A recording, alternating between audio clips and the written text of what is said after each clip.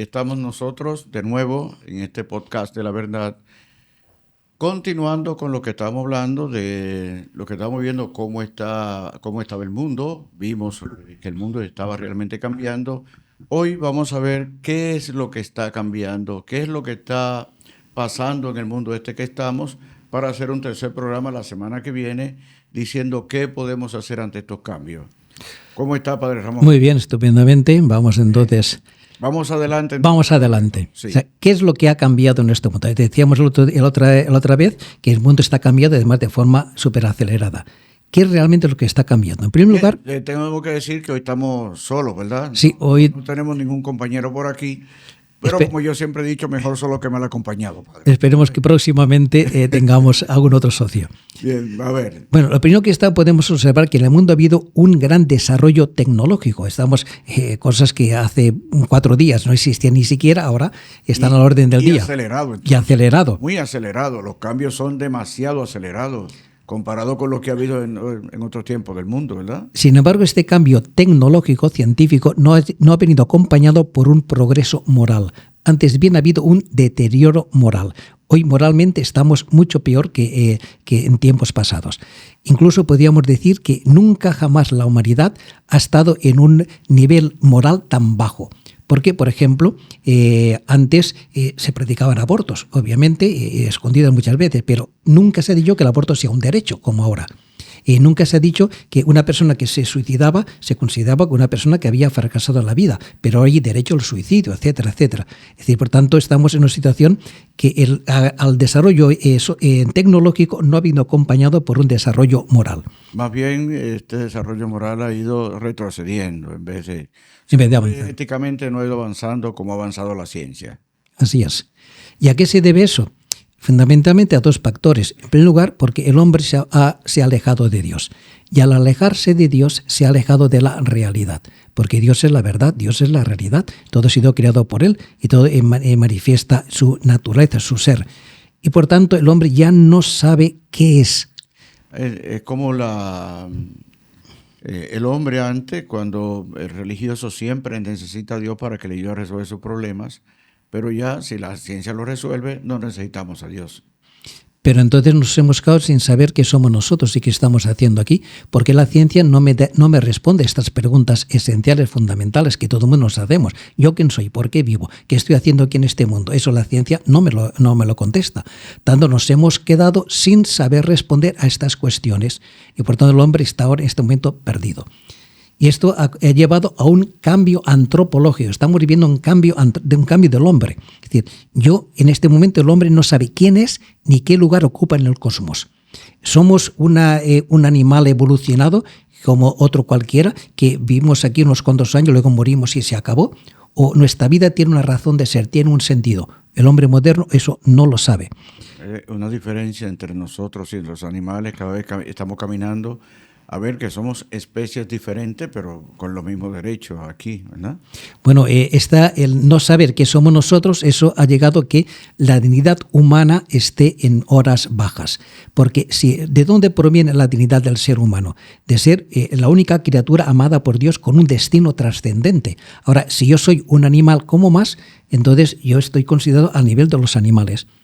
Esto nos está llevando a lo que llamamos el poshumanismo, en que el hombre no es valorado y de hecho hay vidas humanas que según el mundo actual no merecen vivir, no son dignas de ser vividas, incluso infrahumanos. Por eso a los niños, los fetos que se detecta que tienen malformaciones, no se les permite vivir en muchos lugares, se les aborta y demás, porque estas vidas, según la mentalidad del mundo moderno que ha abandonado a Dios y ha abandonado la realidad, no merecen vivir. Y de hecho nos estamos rebajando al nivel animal. Porque, por ejemplo, con el aborto, o sea, hoy en día, por ejemplo, una cría de una especie en extinción, vamos a poner, por ejemplo, un águila, que tú dañes un huevo de águila, eso es un delito tremendo, terrible. Ahora, que tú abortes a un ser humano vivo, eso es un derecho. o bien la eutanasia, el hecho de que cuando una persona está sufriendo y se considera que es un sufrimiento insoportable, incluso cuando está perfectamente sana, pero tiene problemas de depresión, por ejemplo, se permite el suicidio, la eutanasia. Y los derechos de los animales, por ejemplo, que puede llegar hasta el ridículo con los derechos de los animales. Es decir, por ejemplo, como se ha dicho algunas veces, que hay que separar a los gallos de las gallinas porque los gallos violan a las gallinas. Quien dice esto es una cosa ridícula. En un video de ese tipo decía que nosotros no hacemos diferencia entre especies. O sea que... Somos especies diferentes. Somos especies diferentes, los humanos y lo peor de todo es que si detrás de cada hombre hay un posible violador, ¿verdad? Un macho, hay un posible violador, estamos ya apañados entonces. De hecho estamos viviendo una sociedad que es justiciera. Por tanto, se exige todo justicia. Además, no perdona. No existe el perdón hoy en día. Y es un mundo que se ha convertido en un mundo serio, un mundo triste. Incluso hay una desgana hacia el futuro. La gente ha perdido el interés por el futuro. De hecho, ¿cuánta gente no quiere tener hijos? Porque dice, ¿para qué traer hijos a un mundo que no vale la pena vivir? El hecho de que la baja de la natalidad está indicando esa desilusión que tiene el hombre por vivir y por el futuro de la humanidad. Sí, yo creo que es la primera vez en la humanidad que tenemos personas que no están interesadas en tener hijos, cuando es una ilusión que se tiene, sobre todo, cosas raras, ¿verdad? Cuando se viene de una familia numerosa, normalmente se quiere tener hijos, pero es un caso. Pero la gente tiene miedo y pones excusa que si el trabajo, que si mi carrera me impide dedicarme expresamente, cuando el bien de la sociedad no es que tú tengas una carrera brillante, el bien son los hijos. Cuando más hijos, en la sociedad progresa. De hecho, una sociedad que tiene pocos hijos está una sociedad que está en decadencia y que va a la extinción.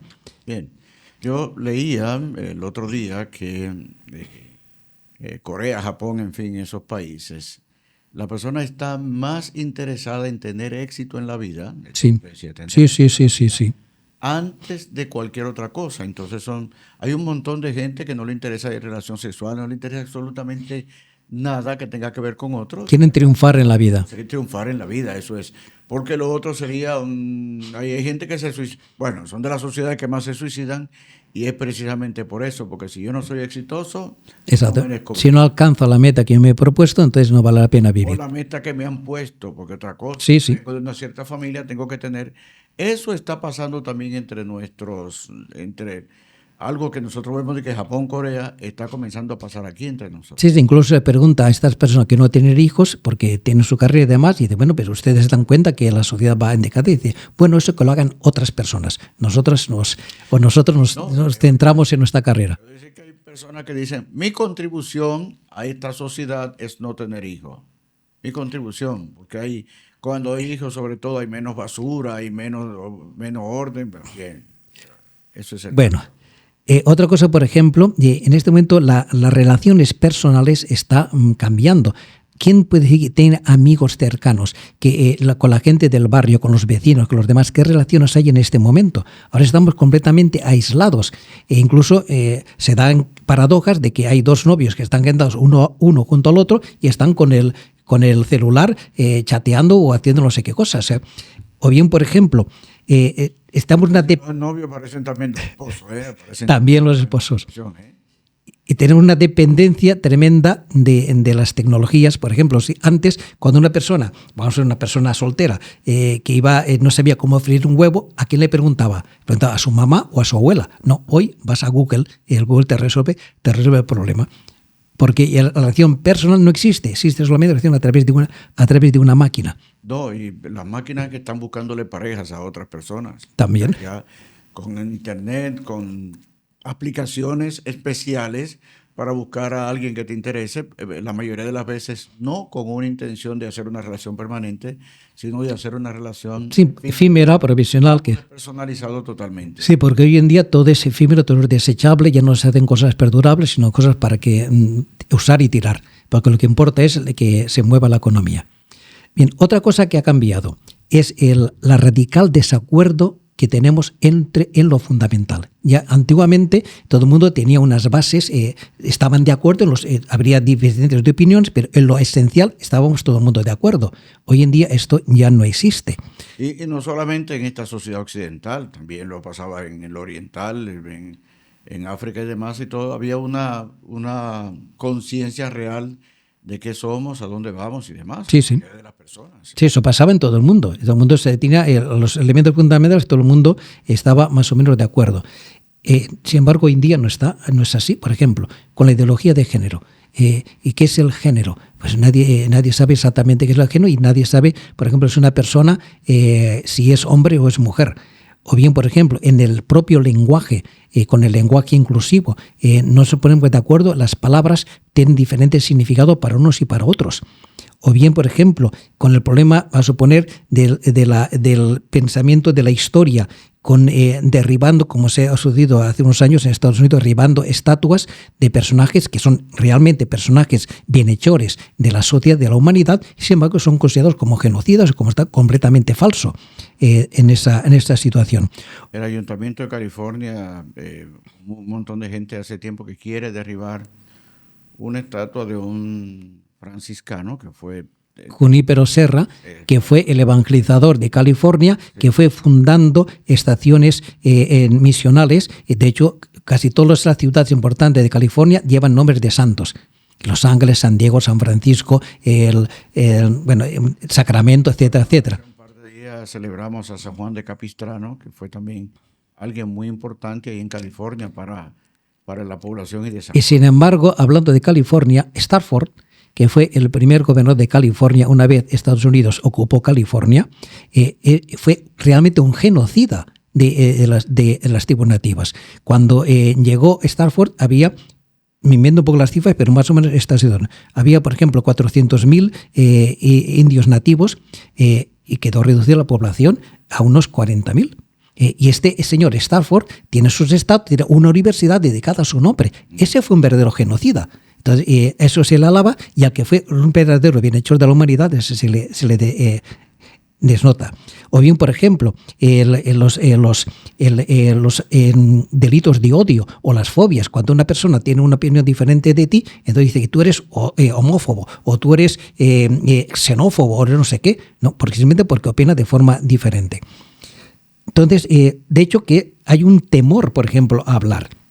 Porque uno no sabe si la opinión que yo tengo, si va a ser bien acogida o no va a ser bien acogida, si por eso me van a acusar. Porque, por ejemplo, ¿cuántos casos se han dado, por ejemplo, que en un tuit o en un comentario que uno hace, expresando su opinión sobre cualquier elemento, es acusado por otro de delito de odio y cosas por el estilo? Aún sin haberse dirigido a una persona en particular. En el particular, simplemente por expresar una opinión general que no está de acuerdo con la ideología dominante. Entonces aparece alguien que se siente herido, que no está oído a él, pero se siente herido, entonces te denuncia.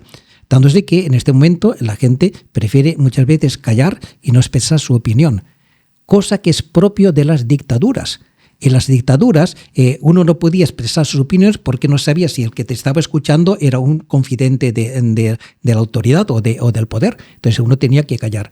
De hecho, estamos viviendo prácticamente una dictadura con el miedo a expresar nuestras opiniones. Sí, aquí todavía la gente muy mayor, la que queda, la gente muy mayor, no le gusta ni siquiera opinar políticamente y todo lo demás, porque como vieron en la dictadura de Trujillo, y ahí no se podía hablar, había que tener la boca cerrada. Todavía hay personas mayores aquí que no se atreven a hablar abiertamente. Bueno, pero ahora son las personas jóvenes y maduras y no tan viejas que le están dando ese miedo a hablar, porque hay realmente una opresión, una dictadura del pensamiento único. Y si tú no estás de acuerdo con ese pensamiento único, entonces eres un objetor, eres un enemigo de la sociedad.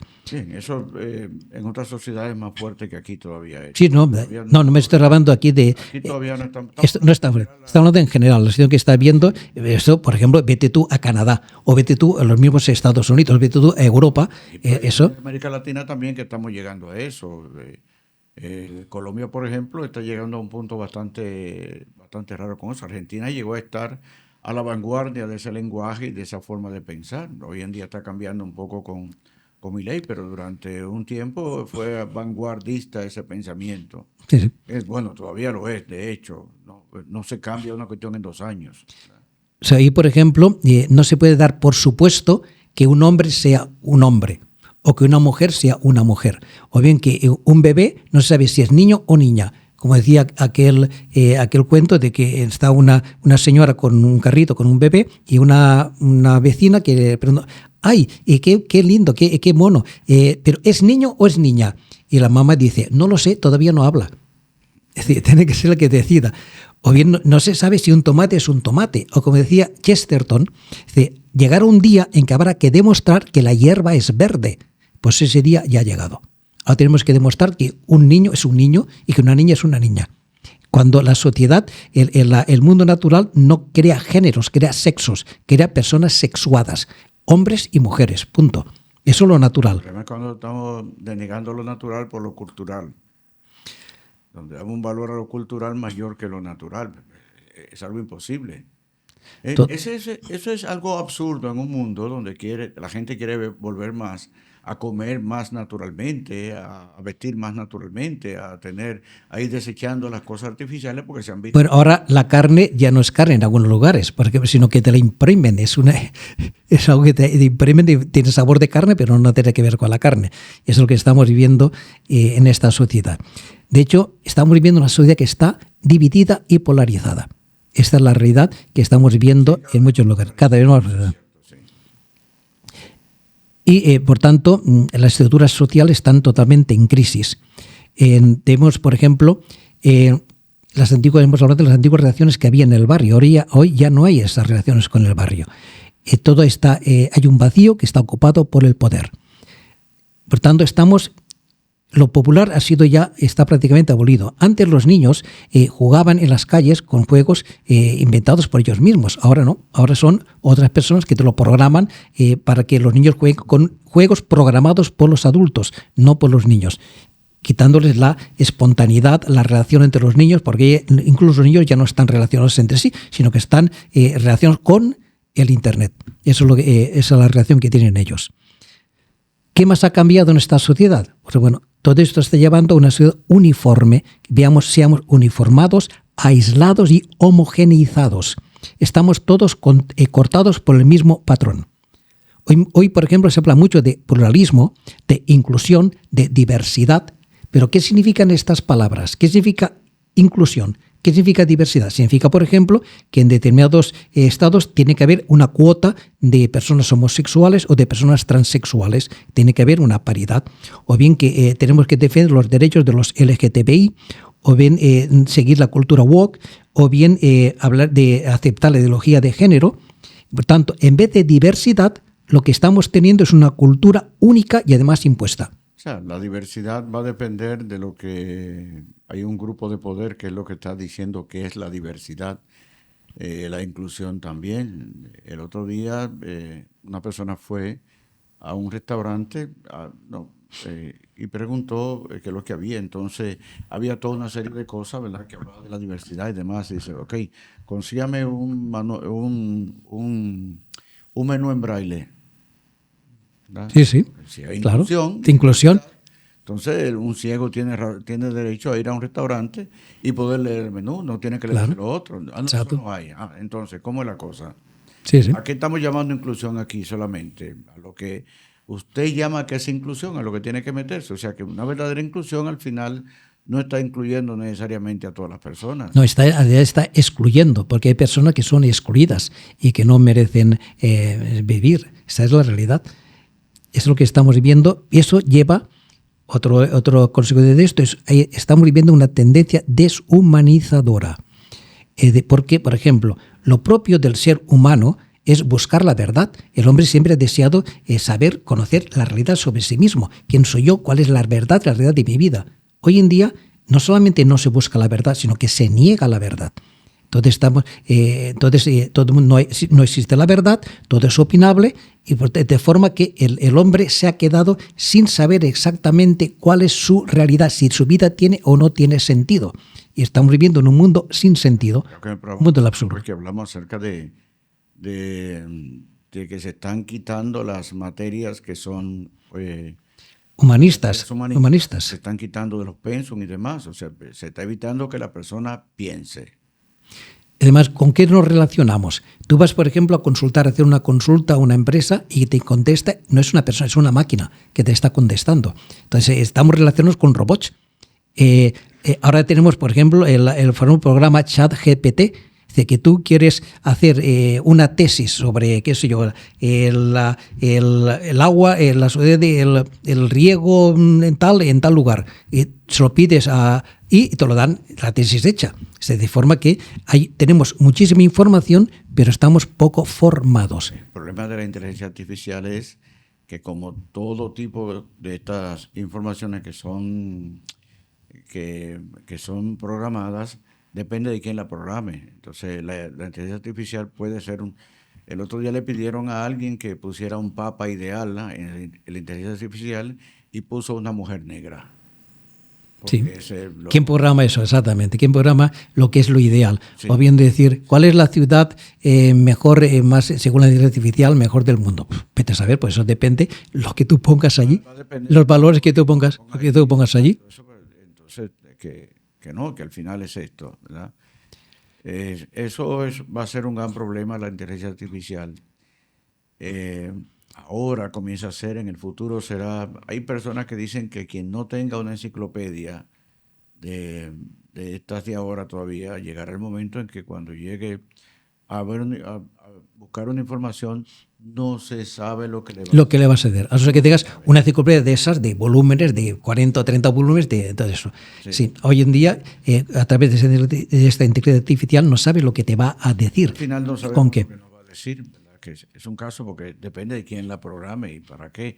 Porque se programa con información que tú metes ahí. Sí, sí. Más, sabemos, ¿verdad?, que cuando tú buscas en Internet, por ejemplo, en Google, pues hay quienes pagan para que su información salga adelante. Sí. Hay personas ya que dicen que lo primero que te sale en Google, ¿verdad?, que es lo que la gente mira, tú buscas algo, lo primero que te sale, hay personas que dicen que tú tienes que descartar eso primero que aparezca ahí.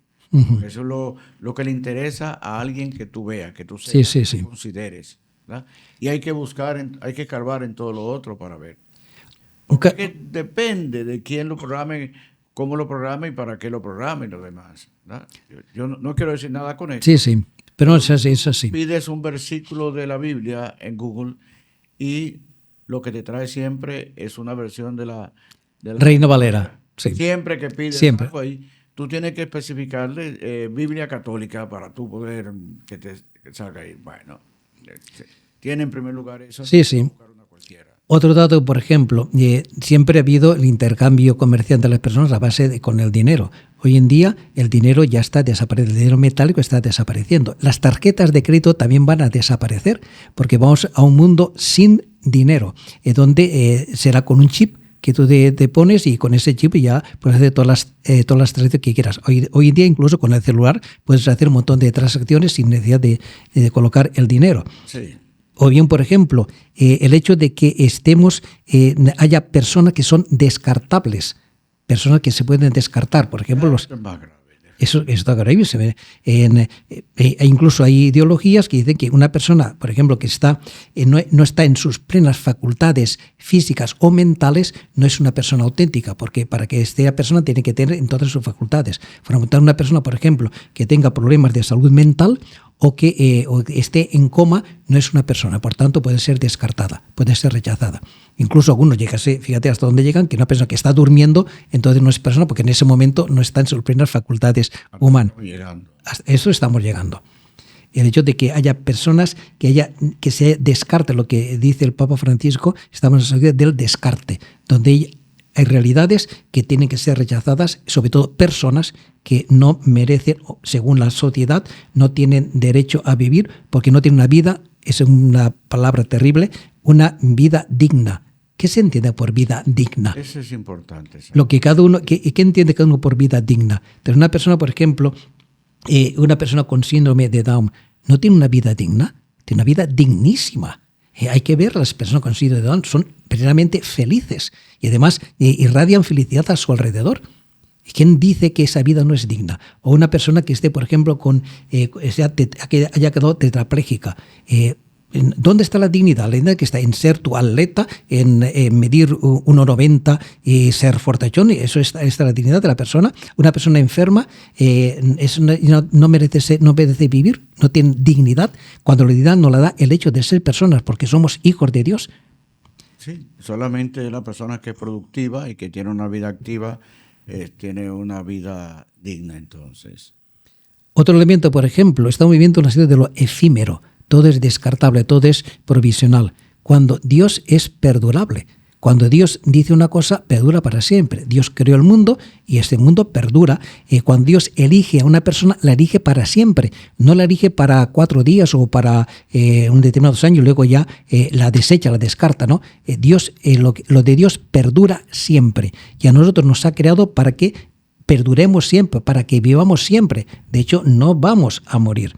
Vamos a ser transformados, ciertamente, pero no vamos a morir. Nuestra vida será eterna. Y estamos llamados para esta vida eterna, porque eso proviene de Dios. En cambio, aquello donde no está Dios, todo es efímero, todo es descartable, todo es desechable, porque no tiene valor. Esta es la realidad que estamos viviendo. Si pensamos de esa manera, pues yo veo, por ejemplo, los deportistas de alta gama, vamos a decir así, un deporte y otro, que quieren dedicar su vida totalmente al deporte, ¿verdad? Y entonces, pero eso es efímero, eso llega a un tiempo. Sí. Entonces, qué difícil se hace retirarse, porque al final entienden que la vida está metida ahí, y la mayoría de ellos cuando se retiran comienzan a tener, en muchas ocasiones no tienen sentido. Bueno, no sé que hayan sido inteligentes y sensatos y mientras su vida deportiva hayan ido diversificando de cara al futuro otras actividades, que está pasando y muchos lo hacen así, pero otros sí es cierto. Porque el deporte dura hasta determinada edad, cuando ya tu cuerpo ya no rinde, ya no puedes seguir adelante. Bien, o sea que el hecho de que hayan situaciones, en realidad efímeras, sin embargo yo he visto gente de fe que está metido en los deportes y cuando salen pues tienen que hacer siempre. Tiene, por ejemplo, el caso de Nadal, que se va a retirar ahora el próximo mes. Sin embargo, él tiene ya una vida hecha y ha sabido organizarse su vida. Federer, por ejemplo, pues tiene una vida ya bien organizada y bien todo esto. Djokovic también tiene sus planes para cuando se retire, etcétera, ¿no? Pero otros no es así. No sé, tenemos, por ejemplo, el caso de Maradona, por ejemplo, y otros casos que ha habido en la historia. Pero bien, siguiendo con lo que está pasando, otra cosa que está pasando en este momento es que el derecho está fracasando. Hay un fracaso total del derecho, porque no estamos sin acuerdo en lo fundamental, porque las leyes que se programan, que se editan, dependen del interés del gobernante de turno. Como estamos diciendo, ya no existe el derecho natural, como no existe un acuerdo en los derechos fundamentales, entonces todo es derecho positivo, el derecho que pongo yo, pues lo pone fulano. Cuando fulano cese del gobierno y venga Mengano, entonces Mengano pondrá el derecho de Mengano. Entonces estará cambiando totalmente. Eso ya decir que el derecho positivo en muchas ocasiones está en contraposición con el derecho natural. ¿Derecho natural? Hay un derecho natural. Por ejemplo, hay un derecho natural a la vida. En cambio, el derecho positivo dice, en algunos lugares, por ejemplo en Francia, que es un derecho el aborto. El matar es un derecho. Entonces está toda esta situación. Tenemos que hablar claramente. Pero el aborto no es un derecho. Hace poco tiempo el Papa estuvo de visita en Bélgica y estuvo visitando también, la redundancia, la tumba de Balduino I de Bélgica. Balduino I, que fue rey de Bélgica, un hombre cabal con su fe católica, cuando el Parlamento belga aprobó la ley del aborto, Balduino, que tenía que firmar, se negó a firmarla. Él tenía que promulgar la ley. Yo no firmo una ley que va en contra de mis convicciones profundas. Por tanto, dimito como rey. Y dimitió como rey. Claro, esto hubiera supuesto un tremendo lío. Que entonces, ¿qué hicieron el Parlamento? Bueno, decretaron la incompetencia del rey por incompetencia transitoria durante 3 días y entonces fue el presidente del Parlamento el que firmó la ley. Pero Balduino puso su cargo a disposición en el presidente de la Nación porque no pasaba por una situación, no iba en contra de su conciencia. Estaba dispuesto a dejar de ser rey. Vale. Pues bien, el Papa visitó, de hecho, Balduino I está en proceso de beatificación, y él hablando dijo que los médicos que practican abortos los calificó de sicarios. No creas tú lo que se armó allí, porque el primer ministro belga acusó al Papa de inmiscuirse en las políticas internas, porque ¿quién era él para denostar una ley que había sido aprobada democráticamente por la mayoría del Parlamento? Muy bien, señor primer ministro, una ley democrática aprobada por la mayoría no significa que sea una ley correcta y una ley verdadera, porque el aborto es un asesinato del niño en el seno de la madre. Y eso, ninguna ley, por muy democrática y por muy mayoritariamente que sea aprobada, es una ley una ley justa, es una ley injusta. Me acuerda el Parlamento de Eslovenia, que mayoritariamente aprobó el matrimonio igualitario, entre comillas.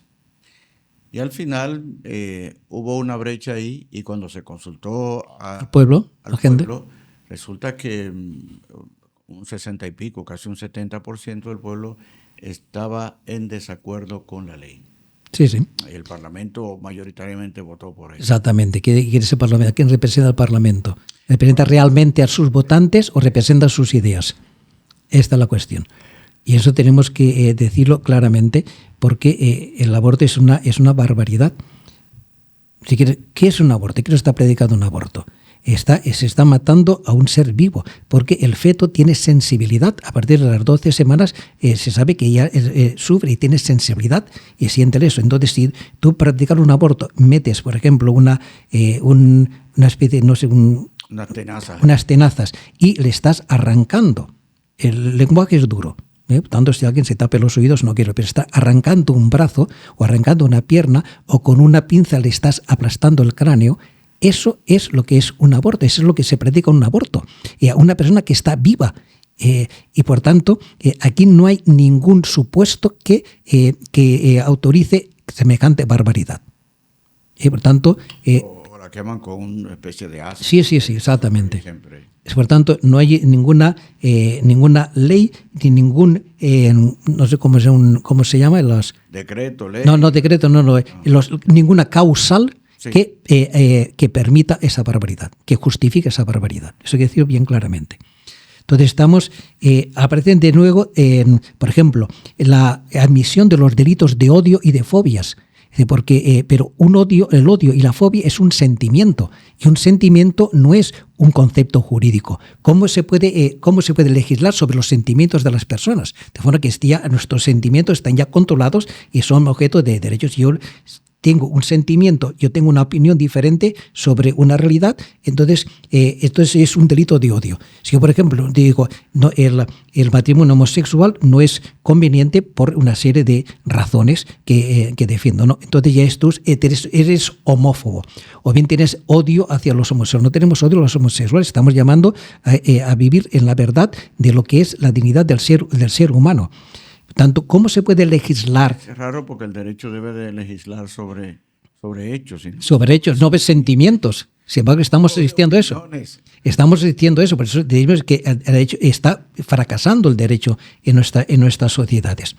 O tenemos, por ejemplo, los nuevos derechos que aparecen, que muchas veces van en contra de los derechos de otros derechos. Por ejemplo, el derecho al aborto en contra del derecho a la vida, o el derecho de los homosexuales en contra de los heterosexuales, etc. El derecho al aborto es un derecho positivo. Positivo, puesto. Derecho a la vida es un derecho natural.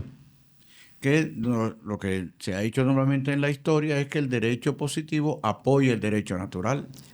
Exactamente, pero ahora eso es al revés. Es el derecho positivo que va en contra del derecho natural. Además, tenemos ya una sociedad que ya no nos protege, nos vigila. Estamos constantemente vigilados, lo decíamos antes del celular, que te tienen controlado donde tú estás, qué es lo que haces, cuáles son tus gustos, digamos así.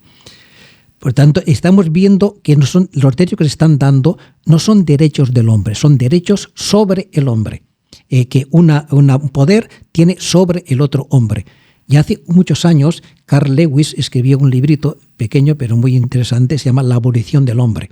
Y hablaba de esto, que el progreso de la ciencia va a provocar que unos pocos tengan derechos sobre el hombre, como por ejemplo todo el problema genético, toda la ingeniería genética que se está dando, en que se pueden manipular los embriones, se puede tener bebés a la carta, todas estas cosas. Es un derecho que tienen unos poderosos sobre otras personas. Sí, porque lo que alquila ambiente y alquiler no son personas pobrecitas. No.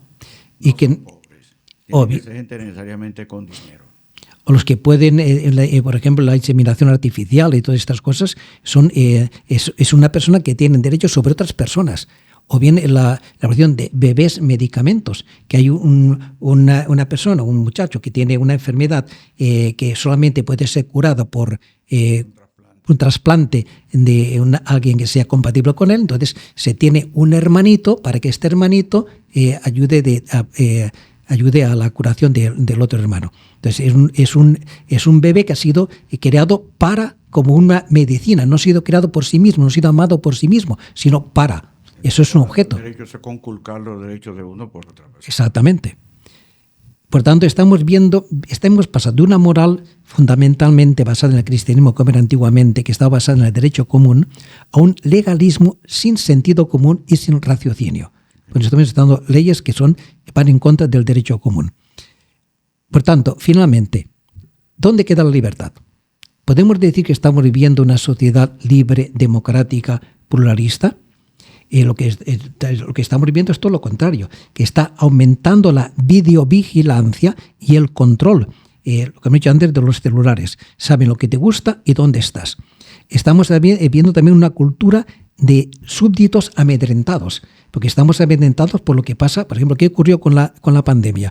Todo el mundo tenía que obedecer en lo que tienes que estar encerrado, no puedes salir, todas estas cosas, y por el miedo a la muerte, pues uno estaba sometido. Era una persona que estaba plenamente sumisa a la autoridad, que es lo que estamos viviendo ahora. Por tanto, aparecen nuevas ideologías que exigen además que tú las apruebes, que tú estés de acuerdo con ello. Por tanto, si una persona se considera mujer, entonces exigen que tú la trates como mujer, pero tú la estás percibiendo como un hombre. Por tanto, esta persona te obliga a que tú pienses como ella y percibas como ella, en contra de tu propia percepción. O sea, esta persona, que es un hombre, por ejemplo, se percibe como una mujer. Muy bien, esa es su percepción. Pero tú la percibes como hombre, como lo que es en realidad. Entonces, ella te obliga a que tú cambies tu percepción por su percepción. Interesante, porque entonces una persona está obligando a toda exactamente. Toda una colectividad sí. a que lo llame como él quiere que le llamen, porque percibirse como él se percibe. O sea, entonces te obliga, por ejemplo, en una sociedad que tú le llames por el pronombre que ella ha elegido, que esta persona ha elegido. ¿Por qué me obligas a mí a llamarte con un pronombre que no es el que yo percibo? A todos lo puedo llamar por un pronombre, pero esto por un pronombre especial. Así es. Bien, por tanto, hoy en día la discrepancia, que era una postura normal, que todo el mundo puede discrepar, puede tener sus propias opiniones, hoy en día, cuando alguien discrepa de la ideología dominante, se convierte en un antisocial. Es una persona que va en contra, que tiene odio, que es homófobo, que tiene fobias, etcétera, etcétera. Entonces ya no existe la discrepancia. Como se dice en otro lado, es un facha. Es lo que ocurre en las dictaduras. En las dictaduras, todo aquel que era discrepante era encerrado en el campo de concentración o era enviado, por ejemplo, en Rusia al Gulag o cosas por el estilo, porque o bien lo encerraban en un manicomio porque decía que estaba loco, porque iba en contra de la opinión mayoritaria, lo que opina la mayoría. Una persona fuera de la sociedad. Bueno, realmente tenemos que decir que así es como vivían los primeros cristianos en el mundo pagano. Ellos no vivían como los demás porque tenían otras formas diferentes de pensar. Entonces, ¿cómo eran considerados los primeros cristianos por la sociedad pagana? Eran como ateos porque no frecuentaban los templos de los dioses, no hacían sacrificios, eran antisociales porque no iban a los circos ni participaban en las carreras de aurigas, que hay todas esas cosas. Entonces eran como gente, aparte, como gente antisocial. Pues posiblemente así nos van a ver a las personas que intentamos defender la cordura y el sentido común y que no estamos viendo la sociedad como realmente Dios la ha creado, no como la sociedad actual lo percibe. Muy bien, padre. Terminamos por hoy con este programa. Vamos a seguir el próximo día, que nos vean las personas con algo, no dejar una actitud pesimista en las personas. No, lo que habrá que ver es, bueno, ¿realmente el mundo es tan malo como estamos describiendo? ¿Y qué es lo que podemos hacer nosotros ante esta situación? Ahí quiero ir, porque en definitiva, todo esto puede dar como una visión muy pesimista de las cosas. Sin embargo, el cristiano tiene esperanza. La esperanza es algo que es ilusionadora en la realidad, ¿verdad? Yo siempre, cuando usted le promete a un hijo suyo que lo va a llevar mañana a la playa, ya no puede dormir. Ya la sensación, el placer, el sentirse en la playa, todo eso, se acuesta con su traje de baño y toda esa cuestión, porque ya está viviendo aquello. Esa es la esperanza cristiana también. Comenzamos a vivir lo que Dios nos tiene en cierne, pues comenzamos a vivirlo de ahora, que eso es la fe. Bien, entonces nosotros tenemos siempre una visión optimista del mundo, tenemos siempre esperanza. En el próximo programa, entonces, veremos, analizaremos qué es lo que nosotros podemos hacer desde nuestra posición, que es lo principal. Hasta luego, hasta el próximo programa.